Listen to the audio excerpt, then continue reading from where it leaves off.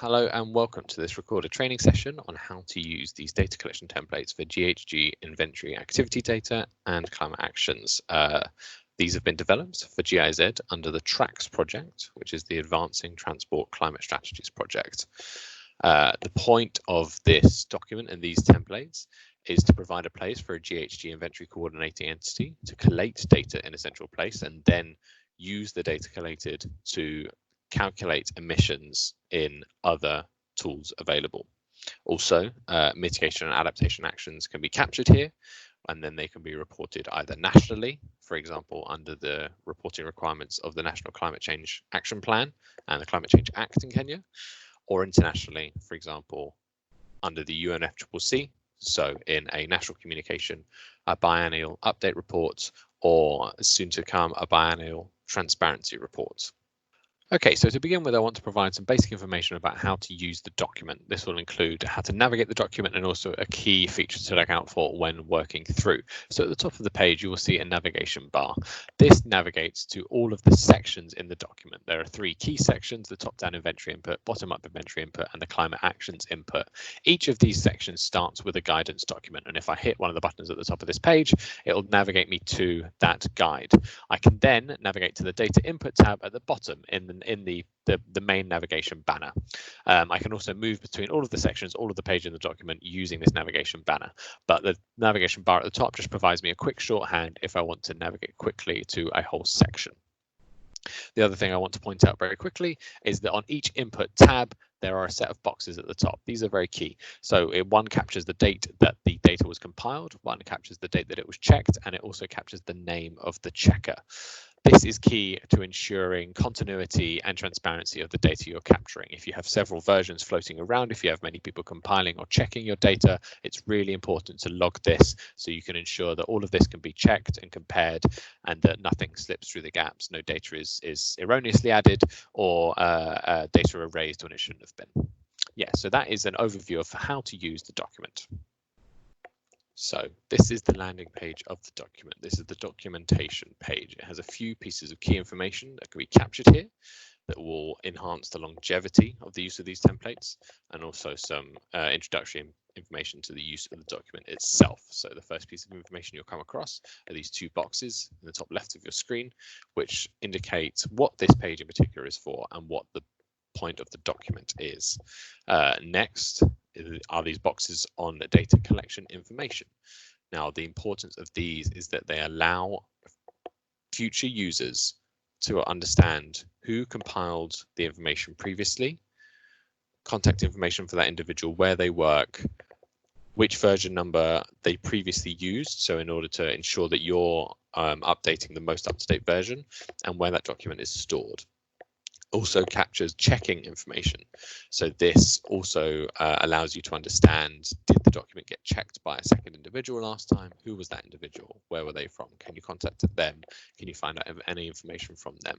That's key in ensuring that the process can be continuous and there can be continuity between each compilation cycle. The information is being captured from the same sources, or if they're not, then that could be documented. It ensures maximum transparency and hopefully allows a user to enhance completeness when they are able to understand gaps that were previously found, etc. The second piece is this document map. So this is very simple. It's exactly what it says. It's just a map to the document, including a bit of a description of each page and then a link to all of them. And finally, there's a key to the colors of the pages, as you'll see in this bottom tab. A dark color, a dark blue with a white text is a guidance tab, and then a lighter blue with a dark blue text is a data input tab. So that is the documentation page.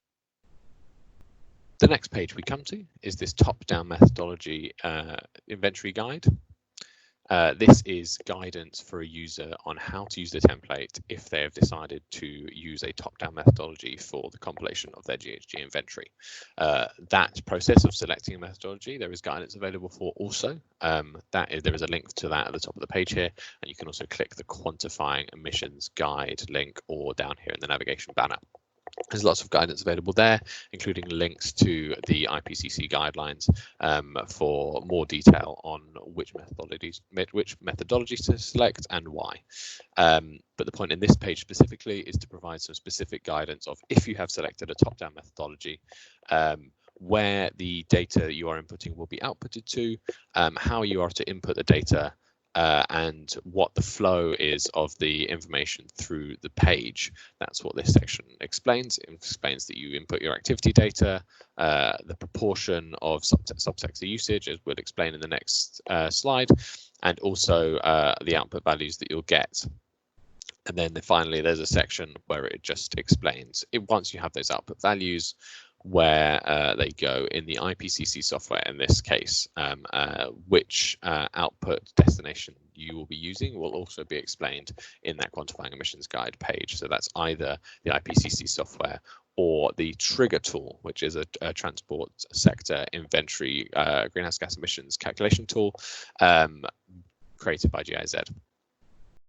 So the next slide is our first data input slide. This is for a top-down inventory. So if you have selected to use that methodology for the compilation of your inventory, and it captures all subsectors under the transport sector. And the point is it functions simply, so it aligns clearly with the available data and should hopefully allow for a bit of greater accuracy to be gained, and also clear documentation. So what I mean by that is our first box here is our data activity data input tab, and this is where your fuel consumption can be entered. So this data could be gathered from the Kenya National Bureau of Statistics, and that data is normally gathered in metric tons, thousands of metric tons. So those fuel consumption values for each of the fuels in turn can be inputted here in 1,000 metric tons. They will be converted to gigagrams, as the IPCC software that will be used for the calculations of the emissions uses either gigagrams or terajoules as an input. So those are the two needed there. There are some notes here to explain some detailed specific issues here, specifically regarding aviation fuels. And there's also a link here to guidance on notation keys. So if you don't have a value available, you could input a notation key to say that emissions from the use of that fuel are not occurring, maybe they're included elsewhere, etc. There's a button here to allow you to add references that I'll come to in a second, where it links down to the bottom of the page here. But the next section is this subsector proportion section. So this allows the user to input proportions for your subsector other than 100%. So what I mean by that is previously you might have assumed that 100% of your motor gasoline used went to the road transportation subsector. What this section of the tool allows you to do is to say, actually, I think that perhaps 80% is used in the road transportation sector, but also I think that up to 20% of it might be used for outboard motors, maybe in the waterborne navigation sector. So those values can be inputted.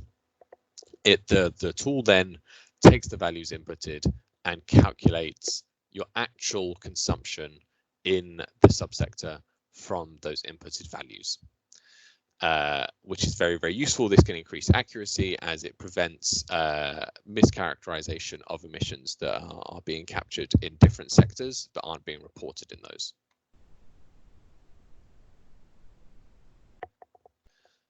So next, once you've inputted your subsector proportions, you'll come to your quality control tab.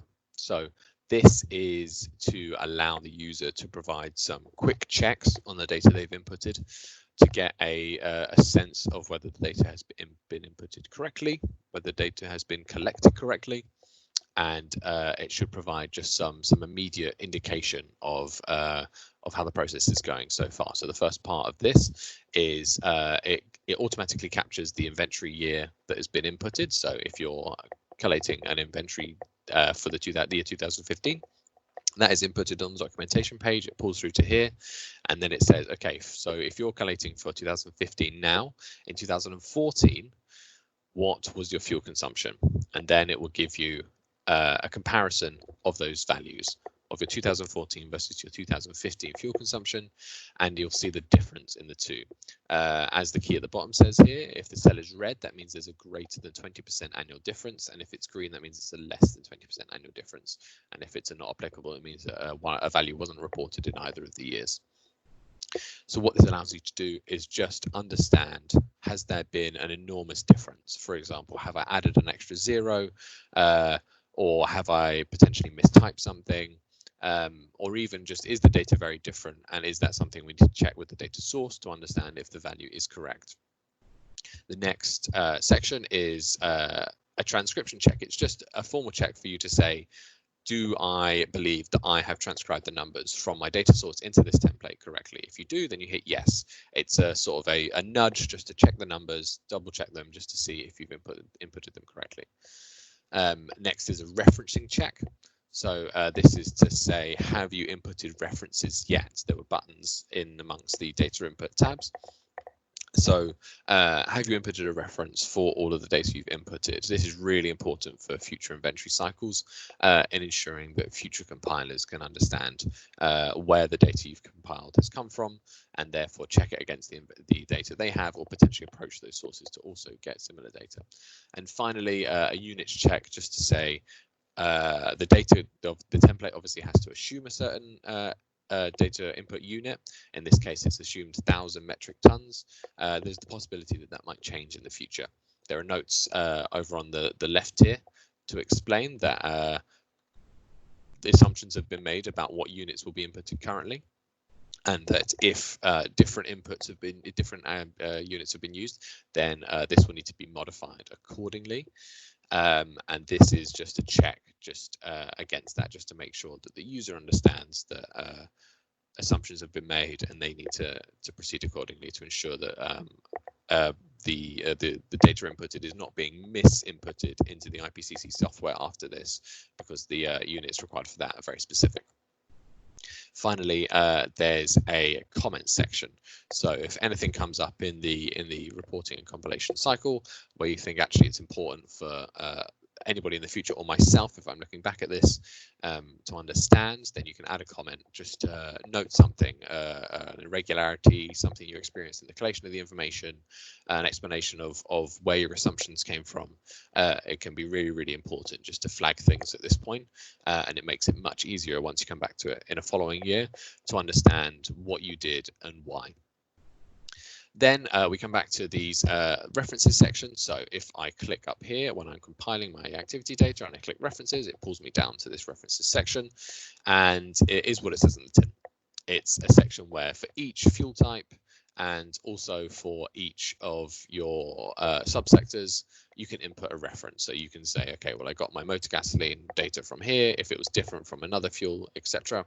And then for your subsector proportion, you can say, well, I spoke to X person at this sector and they provided me with this source for the understanding of the proportion, whether it was an 80%, 20% split, etc. It just allows greater transparency, and that's one of the key goals of compiling an inventory. So the next tab we have here is our bottom-up inventory guide. So this is guidance for a user if they have selected to use a bottom-up methodology for their inventory compilation. Again, we've got guidance on which methodology to select under the Quantifying Emissions Guide tab, which can also be accessed via this link here, which will take you right to that section of that page. This page is very, very similar to the top-down inventory guide. It just provides a little more information because a bottom-up methodology is slightly more complex. The template provides the user input pages for the civil aviation and road transportation subsector, should they choose to use a bottom-up methodology for either of those subsectors. So this introduction is an explanation for the road transportation sector, such as saying what the main methodology is, this ASIF framework, which is explained here. It provides a link to the trigger tool, which is your recommended GHG calculation software for the calculation of emissions from your road transportation subsector.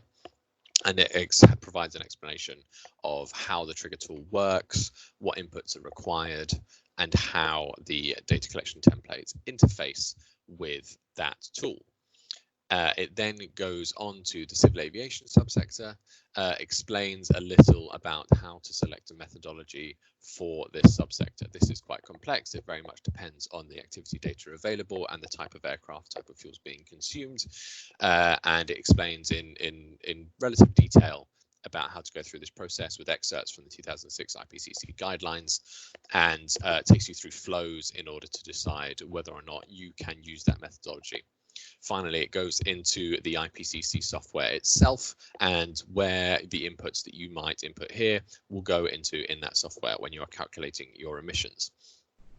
And this is also, it's a multi-step process, so there are screenshots provided for each step. If a user has selected to use a bottom-up methodology for the compilation of emissions from their civil aviation subsector, they will come to this page, the civil aviation data input page. It is relatively complex in comparison to the top-down data input page, simply because the compilation of emissions from this subsector is a multi-step process.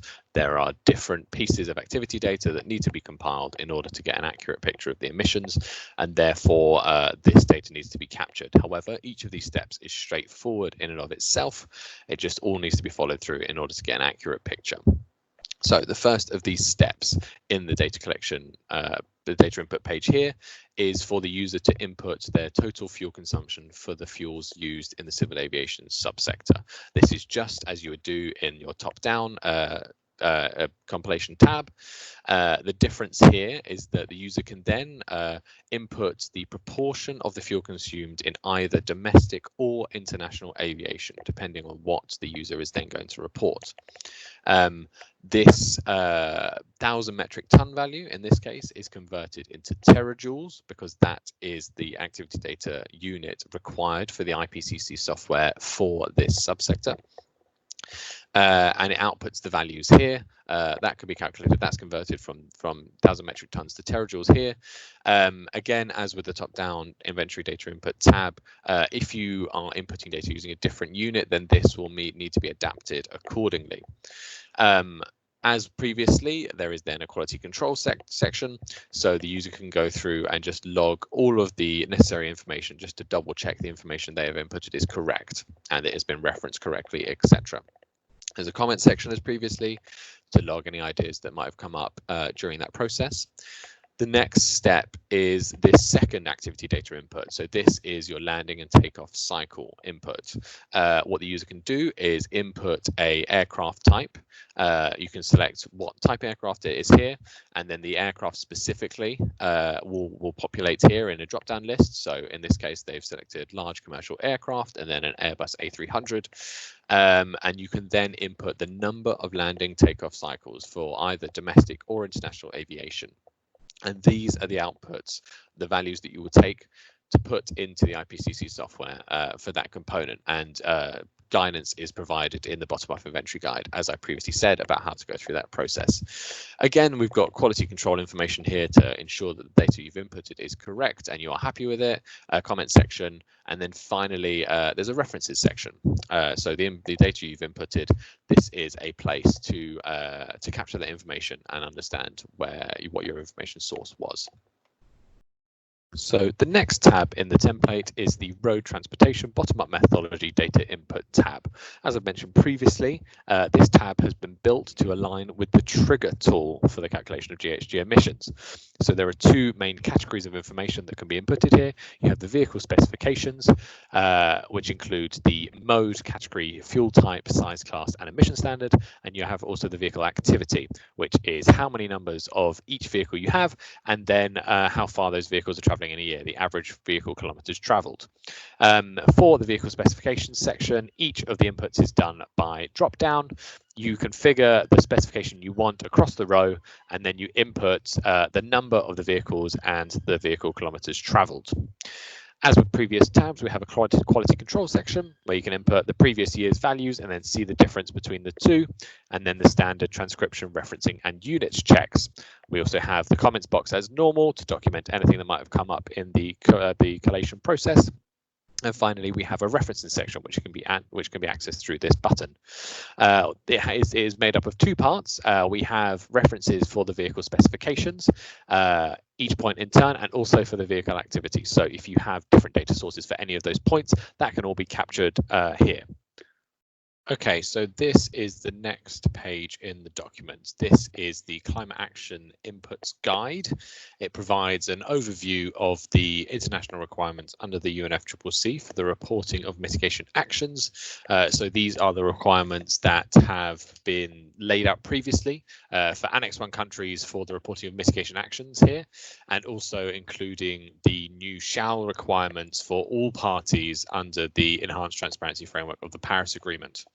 It also provides some guidance on the requirements for reporting under adaptation actions. However, those aren't very extensive at the moment. It's a very, very brief overview, but that's the page that provides a bit of guidance for that.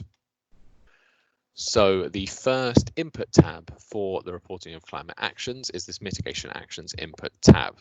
The first thing you'll come to is this requirements box that just explains what requirements have been captured in this table. So this captures all of the shall requirements under the Paris Agreement. So what countries are required to report when they're reporting climate actions, and that applies to all parties.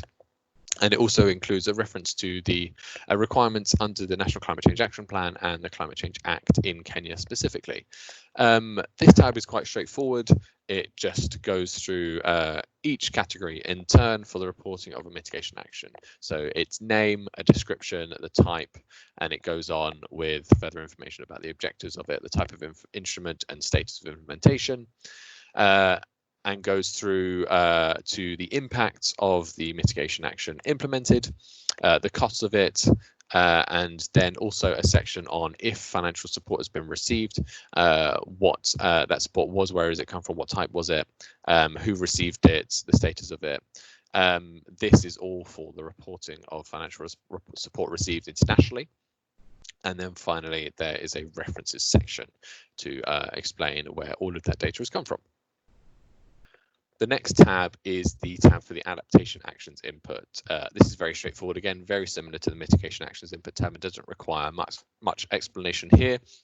One of the key points to make is just that because there are no mandated requirements for the reporting of adaptation actions in a tabular format currently under the Paris Agreement, the structure of this table broadly aligns with the structure of the mitigation actions input tab, and also ensures that all information required under the National Climate Change Action Plan and the Climate Change Act are also included. But other than that, it is very similar to the mitigation actions tab and is quite straightforward to go through.